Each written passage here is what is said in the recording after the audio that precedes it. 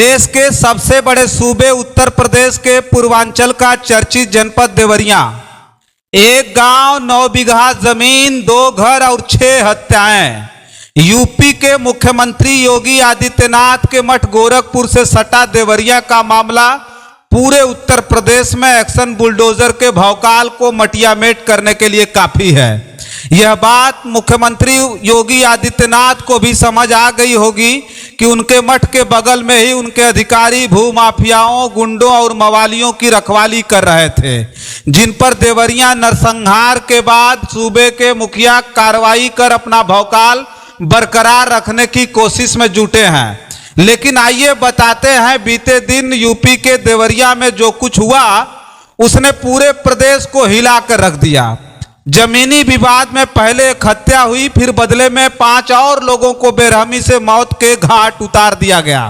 बताया जा रहा है कि पूरी वारदात की जड़ 9 बीघा जमीन है, जिसके लिए यह खूनी संघर्ष हुआ।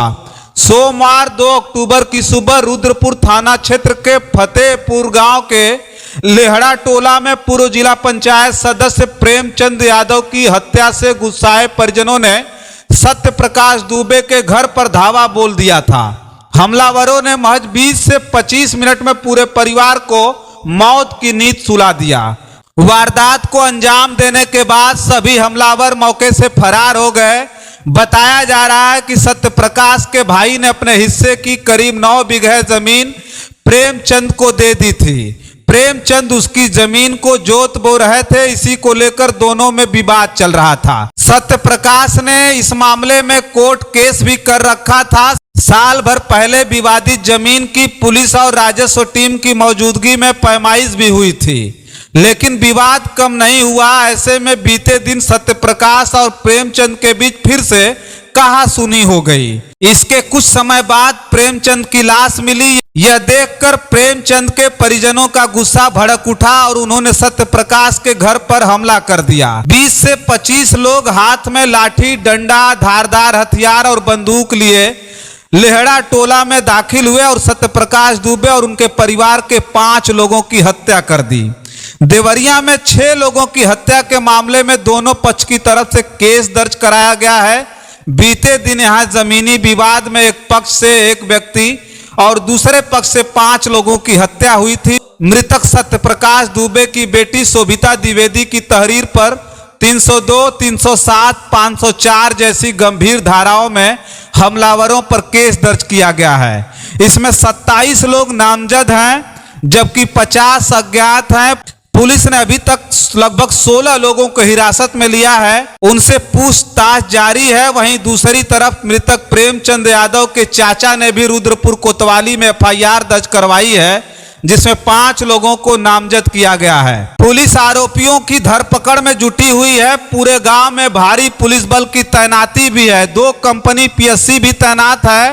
हालात तनावपूर्ण है, लेकिन शांति बनी हुई है। बता दें कि मृतक सत्य प्रकाश दुबे की बेटी शोभिता की शादी हो चुकी है। घटना के वक्त वो अपने ससुराल में थी। इसके अलावा सत्य प्रकाश का एक बेटा सर्वेश भी कथा कराने बलिया गया हुआ था, इसलिए वो भी जीवित बच गया।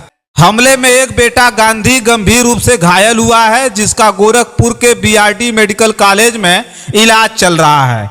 अब सोचिए, इसमें कई बातें निकलकर सामने आ रही हैं। हालांकि ये जांच का विषय है। कहा यह जा रहा है कि सत्य प्रकाश का भाई साधु मंद बुद्धि का था। वो अपने बड़े भाई से नाराज था, उसकी शादी नहीं हुई थी।